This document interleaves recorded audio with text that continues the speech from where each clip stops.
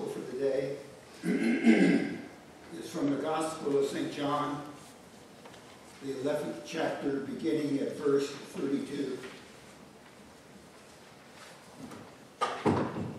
When Mary came to where Jesus was and saw him, she knelt at his feet and said to him, "Lord, if you had been here earlier, my brother would not have died." When Jesus saw her weeping, and the Jews who came with her also weeping, he was greatly disturbed in spirit and deeply moved. He said, "Where have you laid him?" They said, "Lord, come and see." Jesus began to weep. So the Jews said, "See how he loved him." But some of them said, "Could not he who opened the eyes of the blind have kept this man from dying?" Then Jesus, again greatly disturbed, came to the tomb. It was a cave, and the stone was lying against it.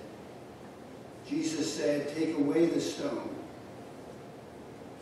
Martha, the sister of the dead man, said to him, "Lord, already there was a stench, because he had been dead 4 days." Jesus said to her, "Did I not tell you that if you believe, you would see the glory of God?" So they took away the stone, and Jesus looked up and said, "Father, I thank you for having heard me. And I knew that you always hear me, but I said this for the sake of the crowd standing here, so they might believe that you sent me." When he had said this, he cried with a loud voice, "Lazarus, come out!" The dead man came out, his hands and feet bound up with stripes of cloth, and his face wrapped in a cloth. And Jesus said to them, "Unbind him and let him go."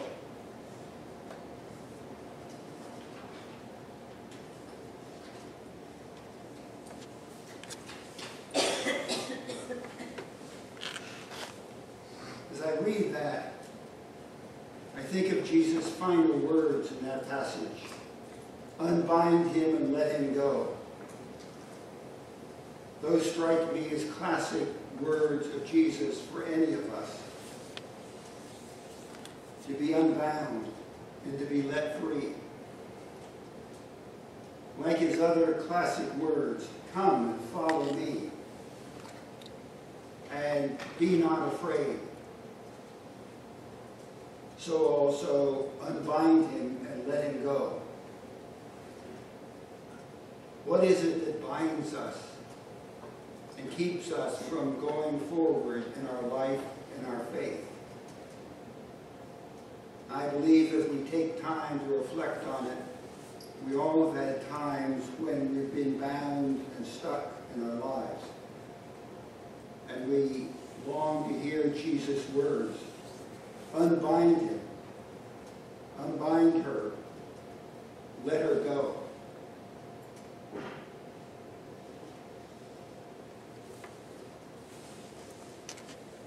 This is, as was graciously reminded for us by our dear Methodist friend, All Saints Sunday. A Sunday when the church remembers those who've lived before and have died, whom we call the saints, not necessarily those so labeled by a particular church authority, but those who in our hearts and souls are special to us because of who they have been through their lives before they moved on to the life yet to come. Each one of us carries in our hearts and souls memories of those dear saints. I can look out at the congregation and see memories of Donna sitting there with Walter, one of the dear saints of this fellowship, and of Guthrie in his special chair so his feet could be elevated for his good health. And I'm sure each one of you can remember the saints of old. If you wish to name a name, I invite you to do so. Peter. Henrietta. Henrietta. Gary. One of the hymns we'll sing has a reference to Henrietta's favorite line about we might meet a saint at tea. Though the Methodists, I think, have taken tea out. That's their problem. We know what the author meant and what it meant to Henrietta. Henrietta, I heard in another one. Edna? Ed Marathu, yes. Yeah. Steady face, steady presence.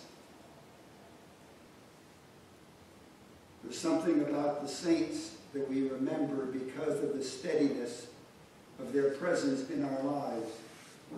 And even after they've died and moved on, that steadiness is still a blessing for us. Once upon a time, a number of years ago, I decided I was going to take a hike up into the White Mountains, the big ones, and do it on my own, without anybody else. And I knew other people who had done that, and I said it should be a piece of cake. But my heart said, I'm not sure that cake's going to taste too good out there alone in the woods. And all kinds of thoughts would come into my mind. Well, it's supposed to rain day after tomorrow. Or there's this reason or that reason to postpone it. And what I did to encourage myself to go was to remember the saints, if you will. Those dear friends who I knew had gone out alone into the whites and taken 2 or 3 or 4 day sojourns, relying on what they brought with them, and that was all. And that equipped me to go ahead. So the saints still were alive in my memory and my life, guiding me onward into what was a great outing.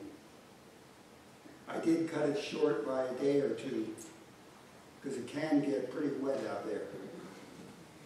But it was a good reminder of how others who've gone before us, the saints of old, still have their touch upon us and keep us moving ahead, even when we may feel bound by apprehensions. Jesus said to Lazarus' friends, unbind him, let him go. And so Jesus had said to me, as I was hesitant about going on this hike in the Whites, be unbound, John, get going. And the memories of saints of old who have done it and survived quite well with good stories to tell equipped me. Are there other names you would name of those who have helped equip you, saints of old, to help you move ahead through times of difficulty or uncertainty? Jocelyn. Jocelyn. Yes.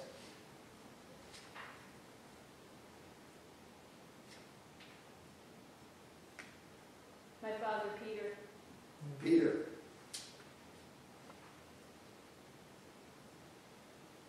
Mary.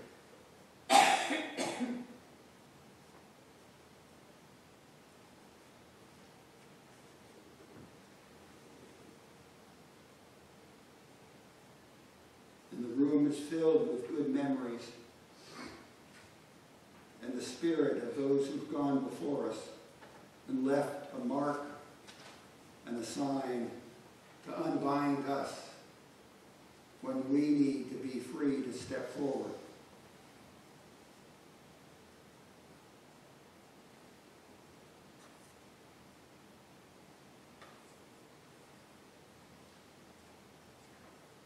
One of the gifts that my father, one of the saints in our family, gave me and my brother when the time of his dying was approaching, and he, with severe pneumonia at 90 years old, was in a hospital bed with an oxygen mask on so he couldn't speak. With sign language, he told us, and we needed help from him to understand the sign language, but eventually we did. And what he did was to say, me, not going to be here. I'm going to walk out, or I'm going to heaven. Pointing to the bed, I'm not going to be a patient. So the doctors wanted to put him on a ventilator and treat him for his pneumonia. And he said, I'm not going to be a patient. What a gift he gave to me and my brother of telling us what he would do and not do.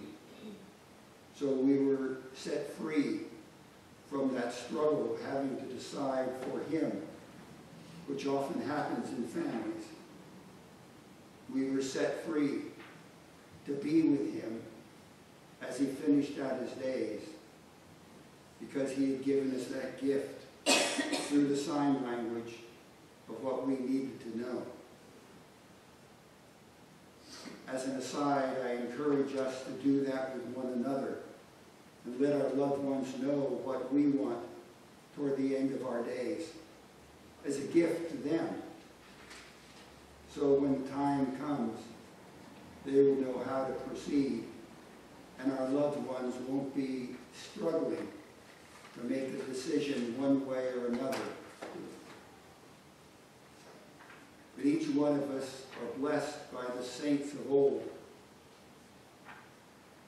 And the words of Jesus are there, as he said to Lazarus, unbind him, let him go. And so let each one of us go, equipped by the saints of old, as we come to the Lord's table. When people come from east and west and north and south, and learn how good it is when brothers and sisters dwell together in unity. So we come to the table, all part of God's family, and grateful for that eternal invitation to come and be nourished in the presence of the saints of old who've been at this table long before us, the ones who taught us to come here when we were very small, the ones who taught us the songs of faith and how to be part of a worshiping community, all those dear ones who helped shape our faith and to get us on the road to our life. Because as we live our days, you and I are becoming the saints of old for people yet to come. In a way, that's our job now in our days of being alive, to prepare ourselves to be the saints that in generations to come, families of ours and friends will give thanks for us on All Saints' Day, for the examples we set. So let us be unbound and go forth to be part of the great community of saints, blessed by those who've gone before, and preparing ourselves to be a blessing for those yet to come, whose memory of each one of you will inspire and equip them for those times they need to be unbound and encouraged in their journey in life. Thanks be to God. Let us pray. Great and eternal God, for all the saints of old we are grateful and pray the blessing of your Spirit upon each one we've named. We thank you for their presence in our lives.